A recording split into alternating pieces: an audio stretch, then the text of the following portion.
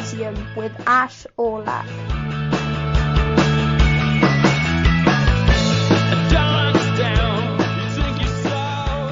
Hi guys, welcome back to You Can't Podcast with Kids from the Symposium. We're already on our 7th episode, so we're progressing quite quickly. Just a reminder that we're now on Spotify. The link is in our Instagram bio, where you'll also find the links to all our other platforms. And yeah, follow us on Spotify and Instagram and subscribe to us on YouTube. And yeah, we'll keep making content. We hope you're enjoying it. I'm happy to be joined by the three classic hosts again, Lawrence, Calvin, and Arjun. Today's a pretty standard pod. We're just going to talk about games of the week from the past week and a couple of future games. Then we're going to play Guess the Player, and then it will actually be my turn to talk about one of my favourite games or a game that I think is important. How are you doing, Lawrence? I'm doing good. Another eventful week of football. So happy to sit down and talk. Yeah. Calvin, how are you? We didn't get a chance to speak to you properly last time, so I'll be looking forward to your feedback on the North London derby. How's your week been? Yeah, it's been good. You know, I've had a chance to catch some of the matches, and yeah, enjoying it very much. Arjun, how are you? Yeah, not bad. Just a bit depressed because there's no cricket on today. Right. Would have been a nice chance to fill my day, but yeah, other than that, not doing too bad myself. Yeah, that's an annoying, especially because it's probably going to be a draw now. Calvin, then, if you'd like to just start off, what are your thoughts on the North London derby? We spoke about it last time, but you weren't here, so just interested to know what you think from a Spurs perspective. Yeah, well, first of all, 4-4-2 seems like it's our formation. You know, we've got that two banks of four. It's like solved our defensive problems all of a sudden. I don't know if that's the formation or if the players decided to buck their ideas up. They actually released part of the Amazon documentary where you can hear his sort of pep talk, as it were, in the analysis session, and I felt that, you know, he's already just sort of instilling his winning mentality into the players. Whether it comes across or not, we'll see in the coming year, I think. But yeah, I think for me, brilliant result. The season was pretty much over. Like, Champions League's not happening. We're not really playing for anything apart from pride. But game one over Arsenal, you know, they're making fun of us for being crap, and they can't even beat us. So, you know. I mean, it's just quite pathetic all around, though, isn't it, Carl? Come on.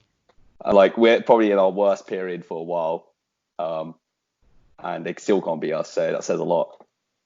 Wasn't the phrase in the documentary like that? Jose was like, for 90 minutes you have to be cunts. Feel free to bleep that out. Yeah. Yeah. I mean, it's true though. Like, think about it. Like, you know, everyone hates us, and we may as well play off that a bit. Well, is Jose like trying to get everybody in the league to just be as miserable as he is? You know, you can't be well liked. You can't be well liked to win a league. Let's be honest. Liverpool are pretty likable. I don't know. There's quite. Well, go on, Carl. Like, United fans, for example, absolutely hated that, and I'm sure a few other clubs alongside did not like. Yeah, but I mean, Klopp's a likable guy. Well, I mean, I'm not talking about like that. I'm talking about club generally, and you know. Oh right. Yeah. A lot of people hate Tottenham, so we may as well play into that role. No one likes the club that's out in front, I guess, is true. But I mean, I don't know. I thought that Mourinho started to go off the rails when he started to get really angry at Real Madrid. Like, in Chelsea first spell, and the Inter first, and in his Inter spell, he was much happier than he was at Real Madrid, and then Man United, then Chelsea, then Spurs, because I don't know. I mean, he fell out with the press, and it just affected him since then. And you could tell that he was kind of upset in his final season at United. And I've spoken to United, and I've spoken to kind of United fans at the time. And Arjun and I remember, were specifically saying that we think Mourinho's, you know, kind of doomed. It was his classic third season syndrome. But United fans wouldn't take it, and we were proved right in the end. So I mean, I'll take that. Arjun, how's your week been? Any games that stood out to you? Any games coming up? Yeah, I enjoyed watching a bit of the West Ham Watford game last night. That was a big relegation 6-pointer. West Ham coming away with the 3 points. It's a bit worrying for Watford because obviously now they're in a bit of trouble, especially if Bournemouth and Villa pick up points in the next couple of games. And I think Watford, I was banking on Watford to get a point or even a win in that game, and I think they could be in real trouble now with that loss. Yeah, I think I watched that game as well. And Watford, for the first half, they just went missing. Like, it was like they didn't want to be there. I don't know what it was, but if they turn up to like their future games like that, I reckon they're going down. Because Bournemouth seem to have a new lease of life, so do Aston Villa. So Oh, I mean, Villa new lease of life is surely an overstatement.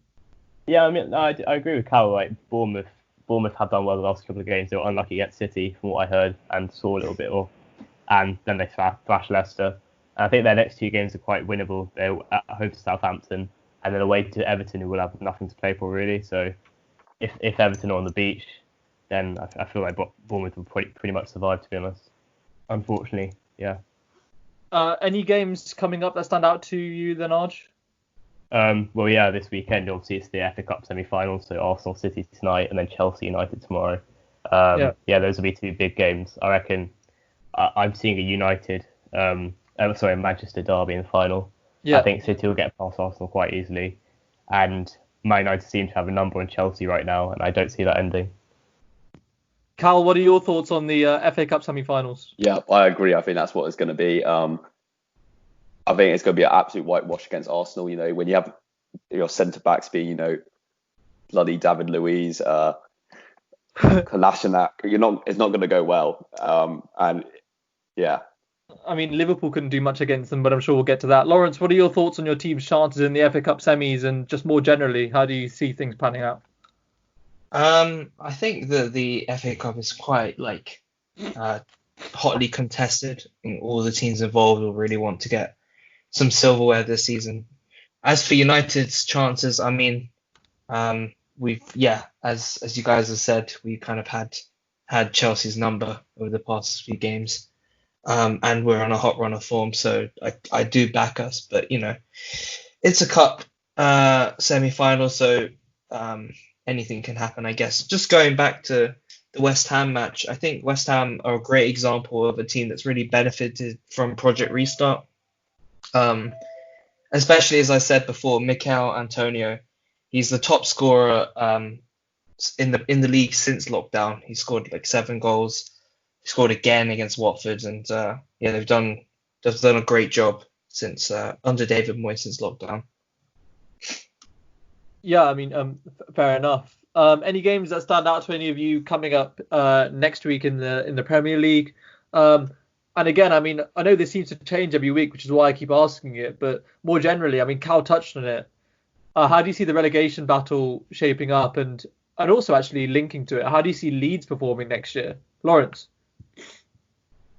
Well, I think that Watford are now in quite a precarious position because their fixtures coming up aren't the most favourable. They've got to play Man City and Arsenal in their final 2 games. So I think that Bournemouth or Villa could have a chance to pit them for that last spot. As for next year, I think, for a long time, Leeds was seen as too good for the Championship under Marcelo Bielsa, but season after season they kind of faltered. Even at times this season they've lacked a proper goal scorer because Patrick Bamford has been he's sort of been below expectations.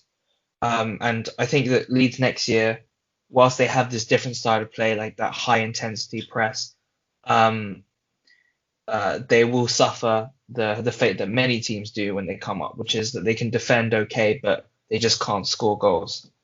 So it remains to see what kind of signings they make this summer. Yeah, I think it'll be quite interesting to watch Leeds in the Premier League. Bielsa's obviously a very revered manager.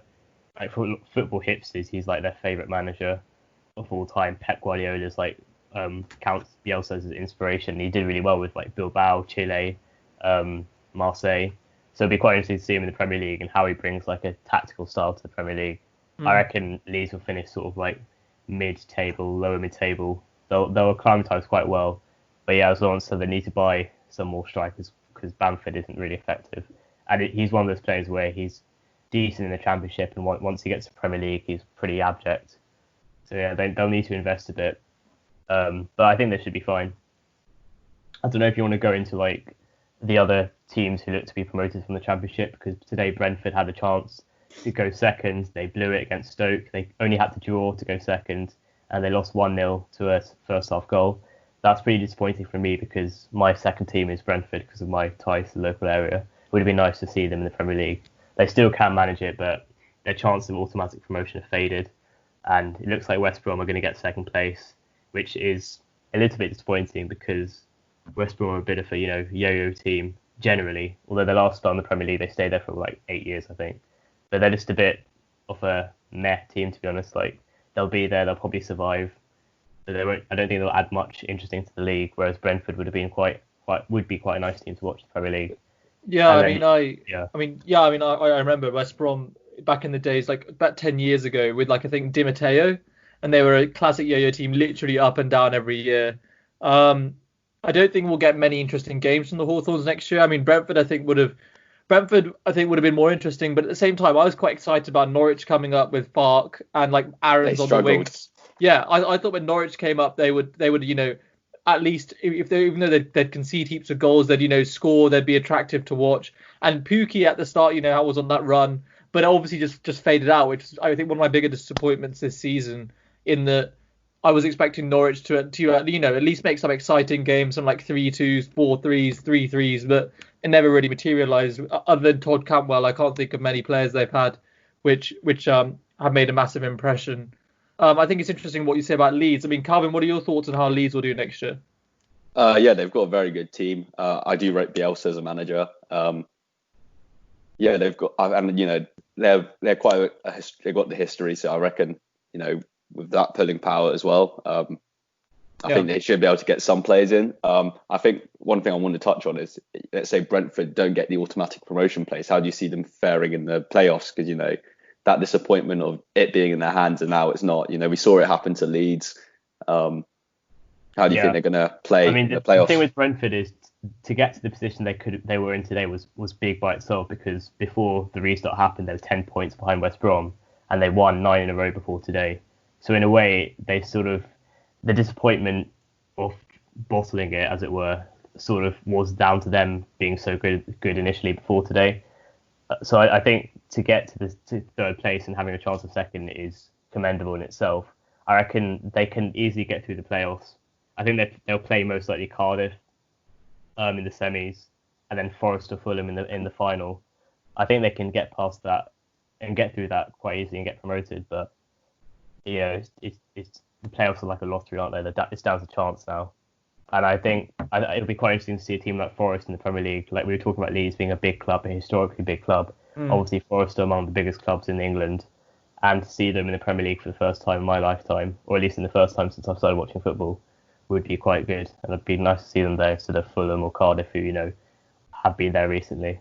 Yeah, I mean, I entirely agree on Forest. I mean, they have that kind of, they'll never lose that kind of mystique from the Brian Clough years, and I think they would be a nice addition.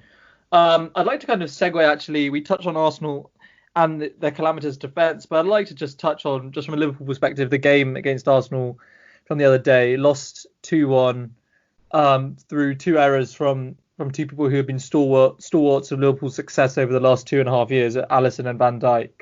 So obviously those are collector's items in themselves, but I mean, in my analysis, I'd like to preface everything by just remembering saying that this is the best season I've ever seen, the best season we've ever had for decades, and anything that's happening now is just a bonus and it doesn't particularly matter. But at the same time, I can't help feeling disheartened about the performance. Liverpool, since the restart, other than that single game against Crystal Palace, have not looked themselves. I'm not sure if it's just because they're waiting for the trophy or what, but the mentality does not really seem to be there. I think Oxlade-Chamberlain, I mean, he's got great chat. His Instagram's really good, but I'm not really sure what he adds to the team. Like Kate has performed, probably been Liverpool's best player since the restart, but he wasn't played by Klopp, and I have no idea why. As soon as he was brought on, he added life to the game. And yeah, I mean, it was just, I don't know. I think Klopp was hoping maybe Oxford had been motivated against his former team, but I don't see him doing anything. Seems to get lost. Firmino has scored, has been very inconsistent all season. He's not really done much at home at all. He tends to miss quite a lot of easy chances statistically. So that's kind of been exposed further in this Arsenal game. I mean, I am questioning just slightly the mentality of the squad. I mean, as I keep saying, it's unique situations. But I mean, I just still can't help being slightly concerned, especially considering that the gap between this season and next is not that long. And although there's a Champions League tournament, a lot of, I think, the momentum from this season will actually matter next season, which isn't normally the case. And I mean, it just adds to my worries that I've expressed before on the pod that Liverpool, if they don't make acquisitions, will eventually just fall behind, or the squad will just not be able to keep up eventually. Just because of the fact that if you have the same squad for 3 years, regardless of how good they are, and the starting 11 of this squad is actually genuinely very good, they will just eventually fade. You know, the thing about the Ferguson years at United was that every single year after they won the league, they made an acquisition here or there. They always added something. They always added fresh legs, fresh motivation. And I don't know if Liverpool are in the financial position to do that. I think someone like Timo Werner, although he would have maybe challenged Firmino, his ability to play across the front line, his versatility, would have been exactly someone that we needed next year. I think Thiago would be a brilliant signing at this point, and as I said, Coutinho as well would be a nice signing. I think Liverpool need left back cover, but again, I don't know how realistic any of that is. I think it's more realistic that City will go out and finally grab their 10-year centre back. I think that's more realistic than Liverpool making any changes, which kind of makes me worried about our title prospects for next year. I know compared to most Liverpool fans or football fans generally, I'm pessimistic about my team. But that's genuinely because it's kind of a survival or defense mechanism at this point. Just because that beyond this season and beyond maybe last season, I've always just been consistently kind of disappointed by Liverpool in my lifetime. We've had really good teams before. I thought the 2008-9 team with Alonso, Gerrard in their prime, Torres, Aurelio, Carragher, Hippier, Pepe Reina, that kind of team was Arbeloa, for example. You know, that kind of team was a genuinely really good team.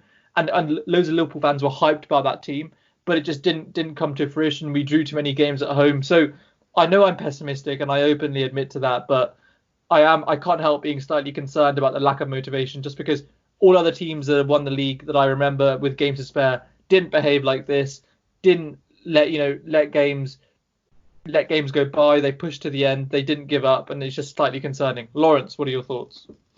I think first of all, it's important to say specifically about this Arsenal game that I don't think Liverpool played that badly. I think obviously they made the two defensive mistakes that led to the two Arsenal goals, but you know, in the second half they completely dominated the game.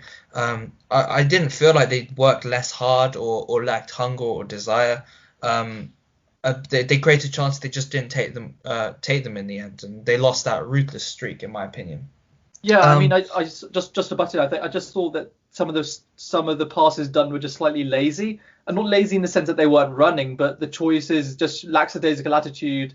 You know, passing the ball, looking the other direction, allowing people to close you down. It's just stuff we didn't see the rest of the year when they were more on it. You know. Yeah, but I think there's an argument to be made that the fact that Liverpool are faltering slightly after having won the title could kind of benefit Liverpool going into next season. I mean, we talked about Liverpool being quite a likable team, but Jurgen Klopp is the sorest of sore losers. Like, there's a post-match after the games that he drops points in, he's just sulking and being quite moody, to be honest. And I think that because Liverpool aren't going to reach that City total, because they are suffering what you could call a blip, Klopp does now have a reason to go to the board, go to FSG and say, you know, clearly we need to refresh the squad. Clearly we need to change some things, or add a couple players to keep that competition in the squad. If they had gone on to just win every single game after they won the title, I think there will be less reason, I guess, to buy new players. But this really sort of, whilst as you said, the matches don't mean much, this could really bring into focus the need for title-winning sides to keep going. Yeah, exactly. I agree. I agree with Lawrence there. I mean, Arjun, yeah, sorry, come in.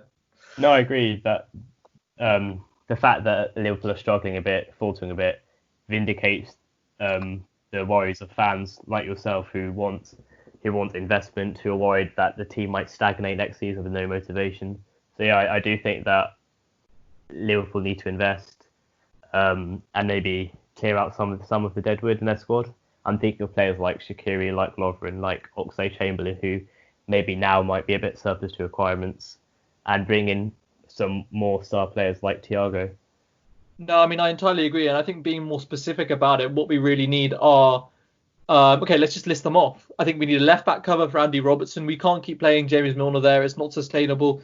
We've had academy prospects playing in the left back position, but unlike with Nico Williams and Curtis Jones on the right and in midfield, respectively, they haven't been able to maintain a presence in the squad or on the bench. So we need to buy a veteran left back, or at least a young left back who can deputise under Robertson, because people seem to forget that Robertson is actually 5 or 6 years older than Alexander-Arnold. I think we need a third or fourth choice centre back to replace Lovren, as you say, who might depart. I think centre backs to Liverpool are generally all right, like Matip, Lovren, Van Dijk, Gomez are a solid group, although Gomez has been making more mistakes recently. I wouldn't mind some centre back to deputise as a third or fourth choice. Central midfield, Liverpool have quite a lot of options. Thiago, as I said, would be brilliant. And I think one area that's really been overlooked, and I think where Liverpool have made probably their only mistake of the Klopp era, is in giving Divock Origi a contract based on purely exploits in the last 2 games in the Champions League last year, in the semi-final against Barcelona, obviously, and in the final. Because other than that, he's not done very much. When he plays, other than in the Merseyside derby, he doesn't seem to do much, doesn't light teams up. He's got brilliant athletic ability, but that never seems to translate. Klopp genuinely, I think, doesn't like Origi, but we're saddled with him as a contract. I think we need to offload him and get genuine, solid cover for the front three. Because if one of them goes down, I mean, fair enough, let's see if Minamino can develop into a Firmino replacement. But if one of those 3 goes down, the people that replace them are a massive drop-off. And it's just not acceptable for a team that seeks to challenge in all 4 competitions. I don't think any Liverpool fan can genuinely tell you that Liverpool are able to challenge in all 4 competitions next year. And for a team that did so well in the league this year, it's just completely puzzling. Like, if Liverpool want to do well in the Champions League and the league next year, they will, just because of availability of players, have to play youth teams for sustained periods in the League Cup and the FA Cup. And as someone who has strong ambitions for the club, that's just not something I like to see. Now, I know everyone can come at me and say, "Oh well, you're being pessimistic. You don't care about the club. You're you're not understanding there's a pandemic in the world." Well, of course, those are all factors that are relevant. But I don't think my concerns ought to be dismissed just on those grounds. I mean, Calvin, what are your thoughts on the Liverpool game and potential issues with buying players? Because that's something that's plagued Spurs for a long time. Yeah, I think the best example is Kane. No striker really wants to sit on the bench. So no striker is going to really come to Spurs while Kane's there. And I think you have the same problem there. No player realistically in those positions is going to come to Liverpool and want to sit on the bench. At least a good player that fits sort of your description. Yeah, I think that's fair. I think that maybe is a problem we have, is that we can't strengthen the first 11 much anymore, but we need squad players and those are less available. So let's move on to the game section of the pod. And today we're playing Guess the Player, which, as Lawrence founded last time, is a game where he gives us clues that we can either pass or answer on. And he gives us clues that become more specific each time. And essentially the first person to guess the player wins. So yeah, Lawrence, fire away. Right. Okay. So first clue is that he was born on the 21st of February, 1985. Oh, and also, can we just Yeah. we say that no cheating, please? No looking up. Yeah. All right. Yeah. No Calvin, specifically just to you, no cheating. I can't believe that we had to specify that you're not allowed to Google the player. I didn't say Google the player, but I mean, you looked on a website of football players' birthdays. That's. All right, okay, can you repeat the birthday so I can have the year at least? So let Lawrence just let's start again after the warning. Calvin, you've been warned. Arjun, thank you for that intervention. Lawrence, start again. All right. He was born on the 21st of February, 1985. Right. Pass. I'm passing. I don't know. I mean, yeah. Arjun, Calvin, any of you want to guess? I'll pass. Yeah, I'll pass for now. Right. Okay. He scored 9 goals in 81 appearances for his national side. Ooh, okay. Okay, I've got a guess. Go for it, Calvin. Wayne Rooney. Bro, Wait, 9 goals in 9 81. goals, Cal. He's Oh, I scored thought you like said 40 99. Oh, right. No, okay, no. Still, 90 still. 99 Yeah, and yeah. 81. He scored like Lucky. 40. I think he scored like 53. No, Yeah, I just realised 53. that was a stupid guess because he scored so many against shitters in the qualifying stages. Oh, yeah, okay, fair enough. I mean, I think even Miroslav Klose. I think even Ronaldo's got like 81 or something. Okay, anyway. I'm passing. Arjun, I assume you're passing. Lawrence, next Yeah, to you. Ronaldo has 100 goals, I think. Oh, there's 100. Okay. Yeah, it's mad, yeah. All right. Lawrence. He scored 1 goal in the 2014 World Cup, although it was the winning goal in that match. Ooh, okay. 2014. So he'd be, what, 35 now, 29 then. 9 goals and 81. Okay. Is it 2014? You said, Lawrence. Yes. Okay. Ooh. I still haven't got an answer. Yeah, I'll pass. Yeah, same. Right. During a Champions League match in 2012, he opened the scoring against Barcelona at the Camp Nou. 2012, did you say? Okay, Yeah. can't be the player I was thinking then. 2012-13. I think that was like Ajax, Celtic. Well, how do you know it wasn't in the knockout stages of the 2011-12? It could be, Yeah, it could be. You could have been screwed there. Yeah, that's the thing. Because it could be group stages of 2012-13 or the knockout stages of 2011-12. I mean, I've still not got an answer. 2012-13, you had Ajax, Celtic, and someone else. Like Milan, I think. In the knockout stages, it would have been Chelsea. Who else I can't think of the others. I still haven't got an answer. I passed. Okay, Yeah, I passed. Lawrence. He has played for Tony Pulis, Sven Goran Eriksson, and Claudio Ranieri.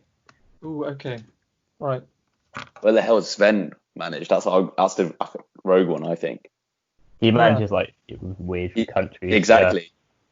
Okay, I'm guessing it's not going to be England because he scored a winner in the World Cup 2014. Yeah. So it's not England out. Yeah. Where else has Sven managed? Leicester, Ivory Coast. Yeah, I'm thinking the African nations. That's what I've been going through. Did Sven marry? Has Sven managed an African nation? Yeah, he did Ivory Coast for a bit. Right. Okay. It'd be weird if he married an African nation. Well, let's not get into Sven's love life. I mean, that's a shady area. I still pass. Yeah, I'm still passing. Tony Pulis, Sven, and Claudio Ranieri. Okay, I pass. Yeah. Wow, guys. Right.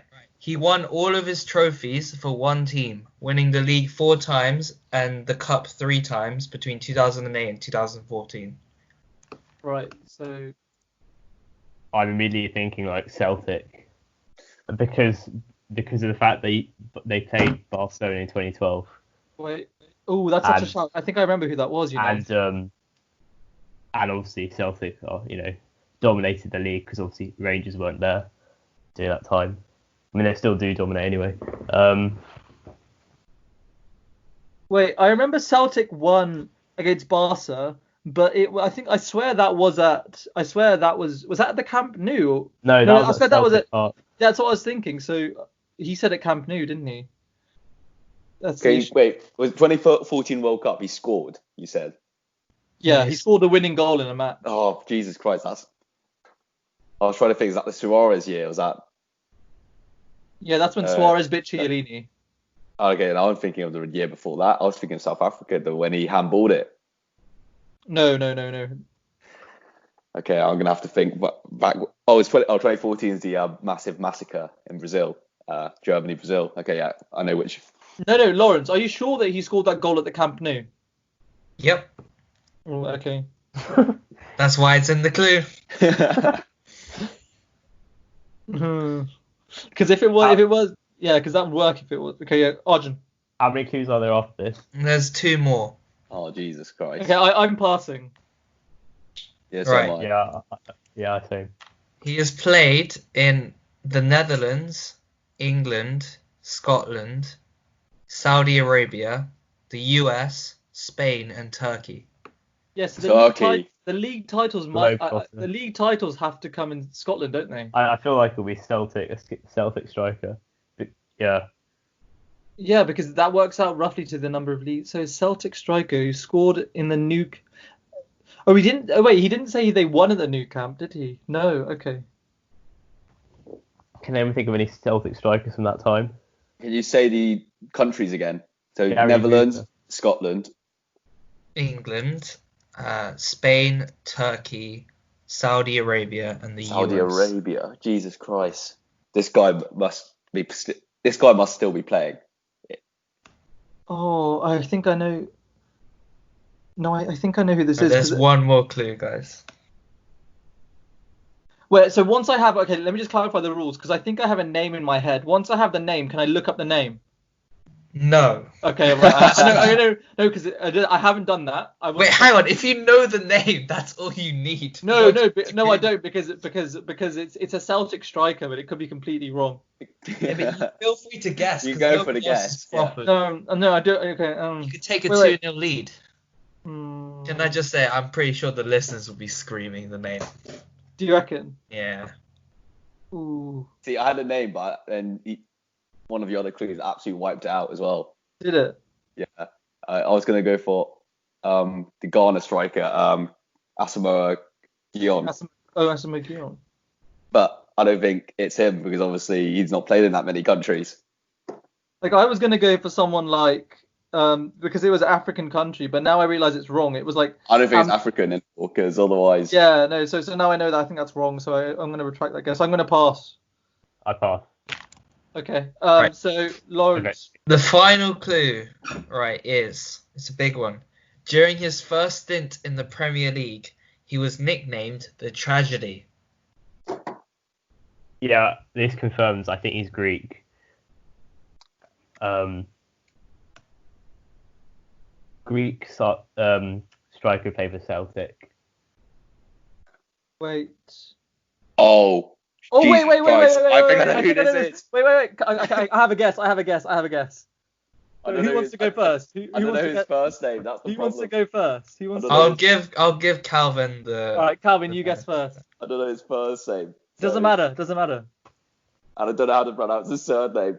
Right, I have something written down. Yeah. Oh no, I didn't know it because of the. Right, on the count of 3, do you want to both say the name? I'll type it in. No. Say it. This is a podcast. 3, 2, 1. Samaras. Yeah. Georgios Samaras. It was a class clue. Hang on. That was like quite an easy one. We've actually performed quite poorly there. I think. Yeah, I thought you get it. I was completely off this had no clue until the last clue. Yeah, no. That was quite poor from her. Yeah, he played for Tony Pulis when he was playing for West Brom. He played under Sven-Goran Eriksson at Manchester City, and he played under Claudio Ranieri when he was playing for Greece. There you go. Oh my gosh. I think that was quite poor actually. Yeah, I thought you guys would get that. It's a pretty, he's a bit of a I had no clue. I had no clue at all in any of that until the last clue, really. Like, I was nowhere near until the last clue. Arjun, how did you get Greek but not the name? I had his face like in my mind, but I couldn't think of the name. Right. Okay. But that's to be fair, Jesus Christ. 9 goals in 81 games. No way. For Greece. That's pretty good for Greece. No way. What, Cal? Norwich have 2 red cards Oh wow. Okay. against Burnley. Oh right. Okay. Yeah. Down to 9 men. And then Burnley 1-0 up. Oh right. Okay, that's going to be a dead game now. Or maybe because Burnley aren't exactly going to light you up, even when you're 9. Even when you only got 9 men. When Diaz got sent off, and then Dermich got sent off. Right. Okay. All right. Lawrence, thank you. That was actually quite a good one because we should have got it, but we just didn't. But we got it in the end. Thank you. No, that was quite well done. Who do we give the point to though? I think we should give it to Calvin because I got it last time. Right, And it's 1-1. It's also the chances of me getting another one are very So low. our resident encyclopedia, Arjun. Yeah, Arjun has yet to register. Yeah, give me time. There'll be time. He's got a donut. Okay. Yeah, I mean, okay. Let's. It's all well and good doing it in the chat, But when it comes to the pod and the big games, I'm faltering. Arjun, where's your clutch gene? Just poor. Right. Okay. Let's move on to the final section, which is my turn this time to talk about a game that I think is important or a favourite game. So this isn't particularly like my favourite game ever, but I think it's a really nice game that just illustrates a lot of what I want to talk about. It's an important game in that respect. So the game is Liverpool 2-0 against Fulham at Anfield on Remembrance Day 2018. So near the start of the 2018-19 season, in the first half of it. And although it might be quite a rogue choice, it illustrates like quite a lot of what I kind of want to say about Liverpool. So what kind of characterises Liverpool's quality performance over the last 2.5 years are good play from the fullbacks, buying Van Dijk and then Alisson to shore up the back, and then the performances of the front three. Now, this game kind of has it all. So this was basically, to contextualise it, it's the beginning or near the start of the 2018-19 season. Liverpool lost in shocking circumstances, leading to, I won't lie, my tears in Kiev due to Karius, leading to the purchase of Alisson from Roma for what was then a record fee, which was later eclipsed by the beast that is Kepa at Chelsea. Following from the purchase of Alisson, Liverpool obviously last year, and this is last season, registered quality defensive performances from Alisson, lots of clean sheets, and lots of solid performances from the back four. So this game had that preferred back five that is basically Liverpool's best back five, and which this season saw them, win the league. And the back five is obviously Alisson, Trent, Gomez, Van Dijk, and Robertson. That back five played in this game. And I think what's important is that this is the first game ever that Trent and Robbo assisted a goal in the same game. Before this, they'd only had 11 Premier League assists between them. After this, since then, basically, they've had 41. So it's like pretty mental, considering that this was basically a season and a half ago, and between them they've had 41 assists from the fullback position in the Premier League. How long before that Fulham game were they playing together in the same team? So before the Fulham game, they played together for about one season and a bit. Right, so that is a massive change. That is a massive change. That's a big change.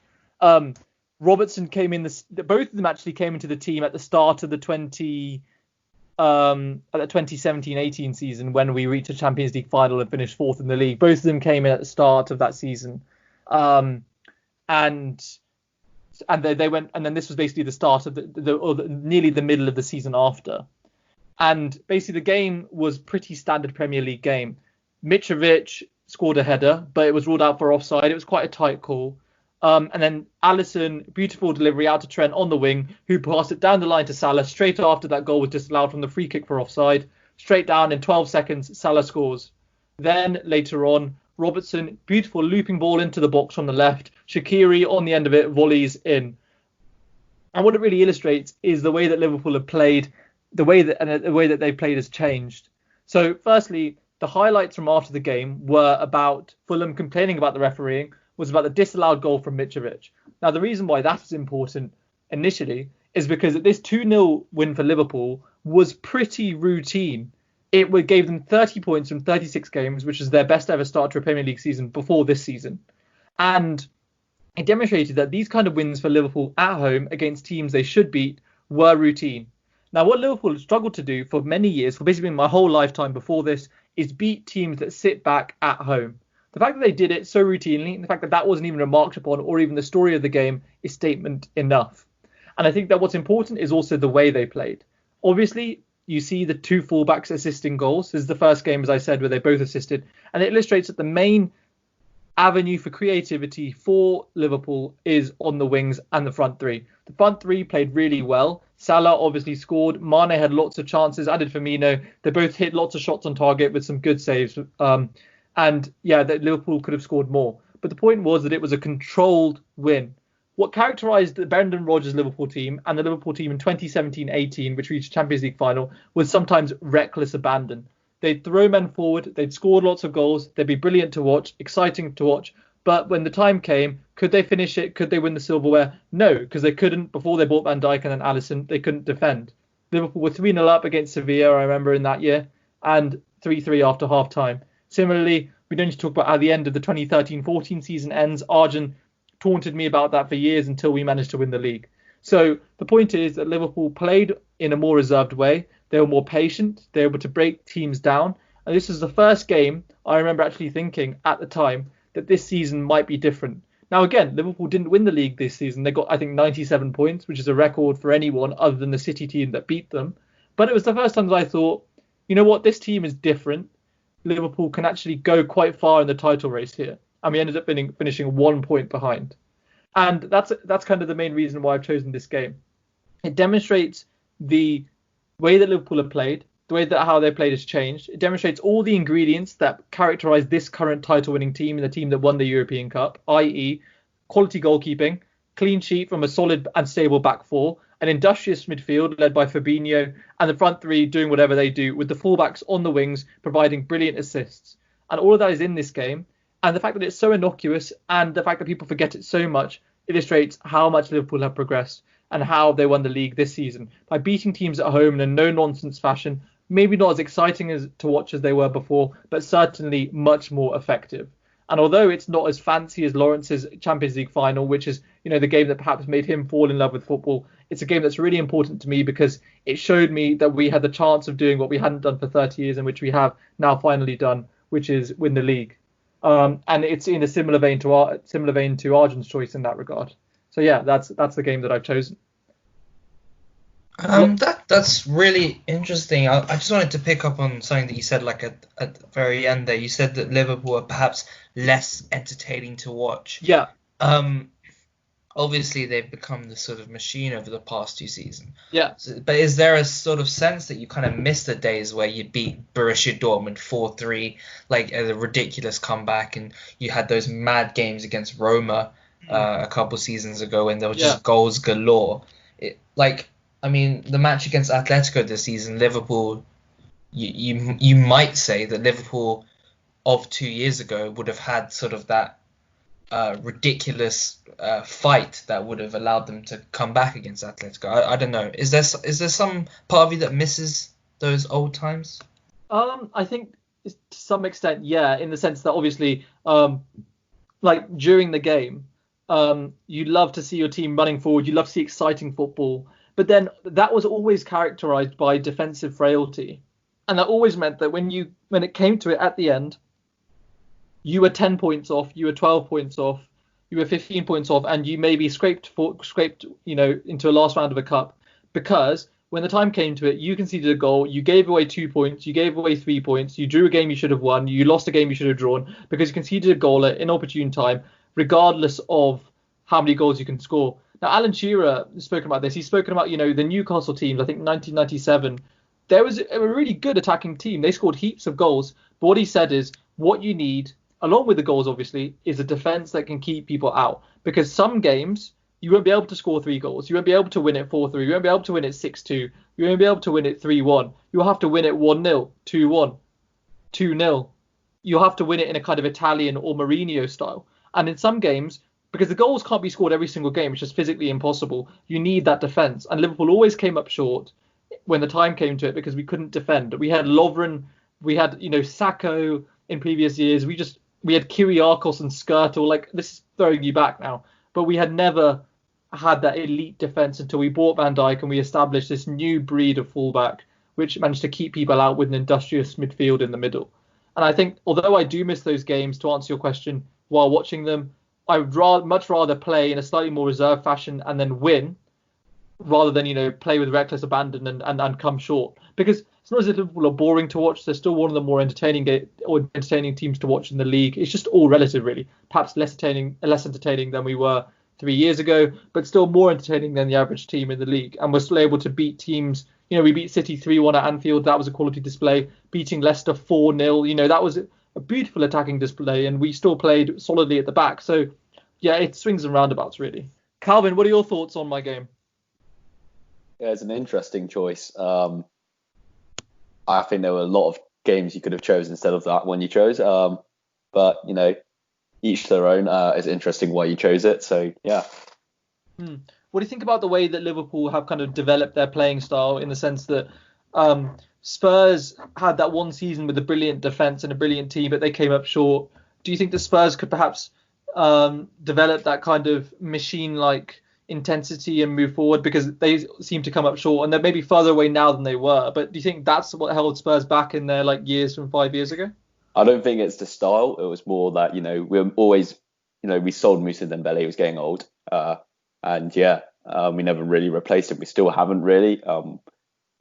It always goes back to Moussa Dembele, really. But no, yeah, I think what I saw from the Newcastle game was a good step towards that.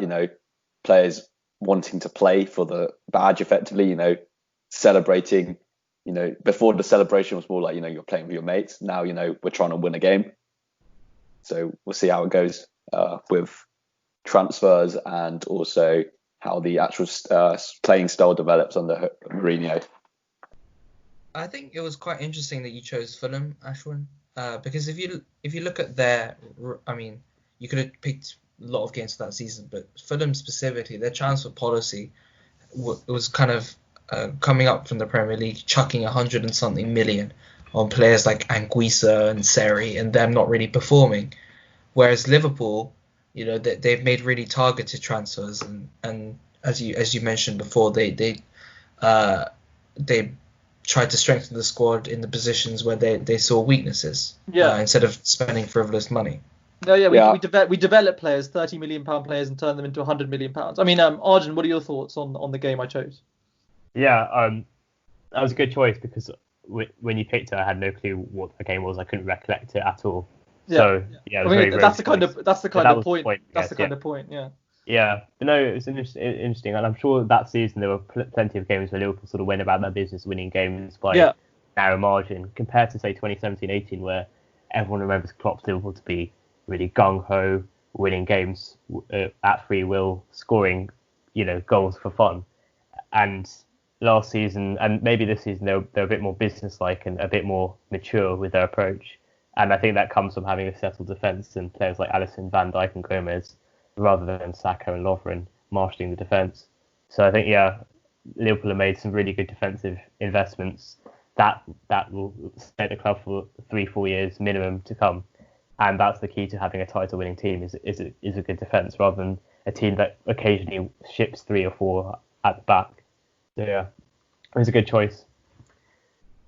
Thanks. I mean, I really like Lawrence's point about the contrasting transfer strategies of Fulham and Liverpool, because I guess although I'm asking for signings now, I don't want us to spend rashly either. Yeah. There's a kind of balance, and although I'm asking for signings, I think someone like Thiago is a really good signing for that reason. He balances value with what he can add. I don't want us to throw money just to try and fix a problem, because that's something I feel like United tried to do under Moyes and Van Gaal, etc., and it just never really went well. Calvin, you want to say something? Yeah. You mentioned, I think Tottenham tried to do the same as Liverpool, but the difference is we didn't get person we were trying to get, whereas you did. Yeah. We again got a B-Tech version of the player we wanted to get, and that basically meant, didn't quite work out. No, I mean, fair enough, because we wanted Alisson and we got him. We wanted Van Dijk, and despite the warning from Southampton in the August transfer window, we got him in January. So I can't. Although I'm upset about perhaps not signing anyone since then, really, I can't blame Michael Edwards too much, because those two signings, changed Liverpool dramatically. Lawrence, what are your final thoughts before we finish up? Just, could you say that this game illustrates for you the transition between heavy metal football to, smooth jazz? Yeah, I mean, that's really nice. I'd probably say exactly that. As I said, I remember sitting in my halls in uni, watching the Sevilla 3-3 game. I think it was the group stages of Champions League, and we were 3-0 up at half time, scintillating, to be frank, and then just 3-3 through calamitous defending in the second half, and we just don't like to see that. And I'll see if that's the consequence of heavy metal football, then I'm not sure you'll actually win anything by playing it. So I think, this game, the fact it shows it was so routine, demonstrates everything about how Liverpool have played the last 2 years and the way they dispatch teams so effectively. But I think that's why it's an important game to me. But yeah, thank you everyone for listening. Thank you for tuning in to this episode of You Can't Podcast with Kids from the Symposium. I've spoken a lot this episode, and apologies for that, but I'll try to keep off it next time and allow the other boys to come in more. It's Calvin's choice next time for his favourite game, so I can't wait to see whatever FA Cup semi-final or whatever else glory he can bring out. Before he chooses Spurs 2, Ajax 2. Or something. I can't wait for that. So we'll see. Or maybe he'll go rogue and just choose a game. There's a lot of choices. It would probably be Spurs Inter if I'm gonna. Yeah, we'll see. It could be that. It could be the that. Gareth Bale game. Spurs 7, Hull 1. Yeah. We'll see. And am I looking forward to that game? Maybe not, but we'll see. And I'll be here anyway for it. Thank you for tuning in. We'll see. As I say, we're on Spotify. Follow us on Insta. Follow us on Spotify, and we hope you keep enjoying the content. Our music and film series have been updated recently as well. So yeah, keep tuning in, and we'll keep churning it out. Thanks.